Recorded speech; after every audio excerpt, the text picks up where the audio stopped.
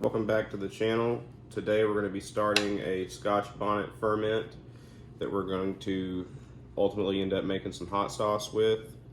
I've kind of got everything prepped, ready to go here. Everything is sprayed down with Star San. I don't want any nasties getting into our ferment. The first thing I'm going to do is go ahead and get our brine started. So I'm using a 3% sea salt brine. And I'm filling up this with 800 milliliters of distilled water. And so for a 3% brine, we're adding 24 grams of salt.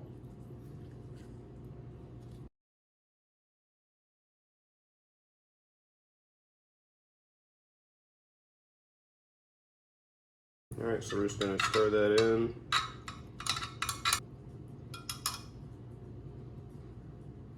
And we're just gonna put it to the side for now. The next thing I'm gonna do is I have separated these pods by phenotype. And so I'm going to be taking the seeds from them.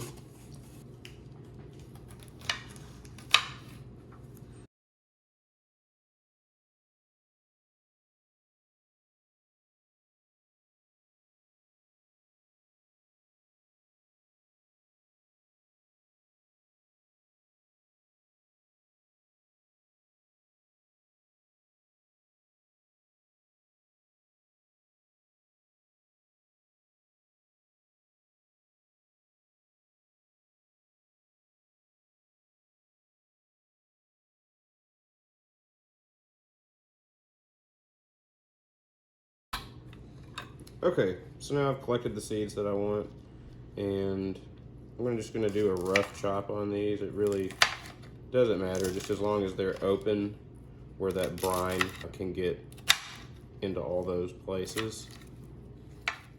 It smells amazing. It smells similar to a habanero. It smells sweeter than a habanero. And I think the heat is pretty comparable, maybe a little bit hotter than a habanero. And I'm gonna pair it with some yellow bell pepper for some sweetness and for some color. We'll also be adding some dill and garlic, and we do have a purpose for these lemongrass stalks as well.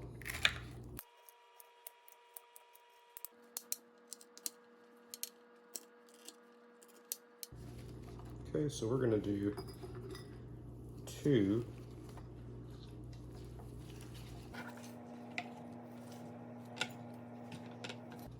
And the seeds can go in, it doesn't matter. After it's done, it'll all be pureed and blended up and put through a sieve.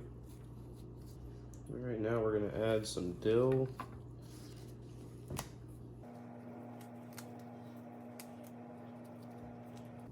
I'm not sure what's considered a lot, but it smells really good. So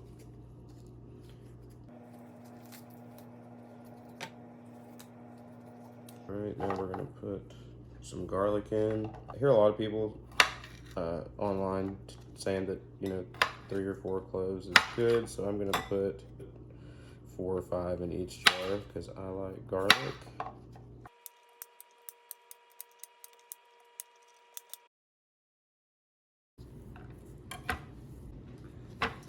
Okay, now for some sweetness and some color, I'm gonna add in these yellow bell peppers.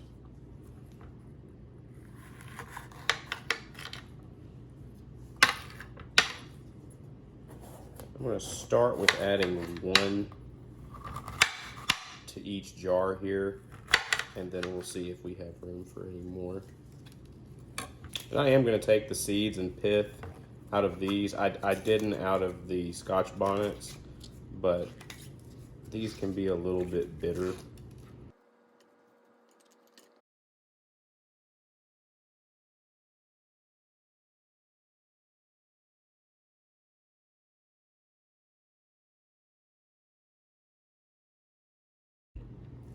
Okay, now I'm gonna use this wooden tamp to just kind of pack some of this down in there.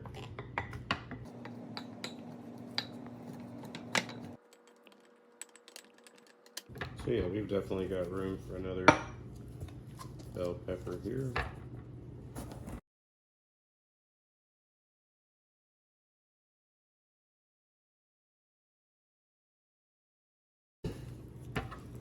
All right, so now I'm gonna cut a couple thick slices of this white onion to help weigh some of that down. And then I'll show you what I'm gonna do with those lemongrass stalks. Okay, so I'm gonna go ahead and put some of this brine in there.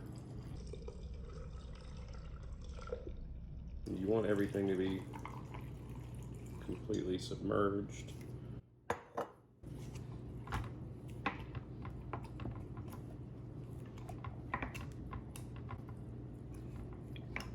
Oh, that smells hot.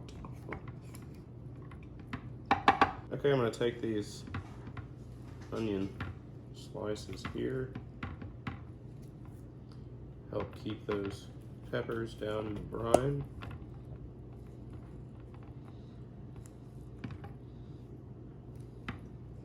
So I'm going to take these lemongrass stalks and I'm going to take a rough measurement of where they're going to sit when my lid's on, so that it kind of holds that all down into place there.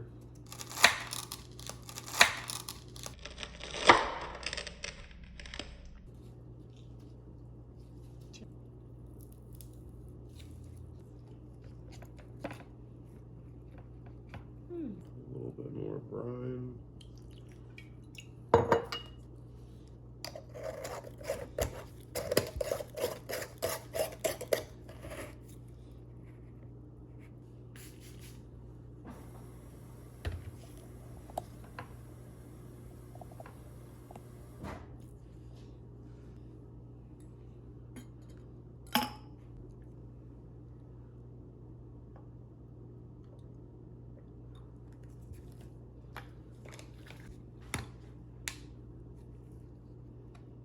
All right, our bubbler's in. Everything is sealed up. There's a couple things floating there, but I don't think that's going to be a problem. I'll just give it a little bit of a shake, but there you have it. Now I'm going to just repeat that for the second jar. And then I've got a couple ferments that I started a week ago, so we're going to pull those out and see how they're looking as well.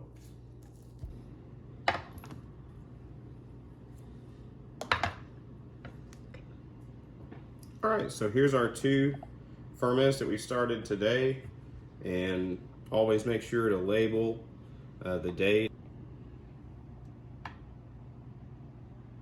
Yeah, so it's got the date, what batch number it is. Then you write down the recipe with exactly what you put in it. So if you like the end product, and you can repeat those steps.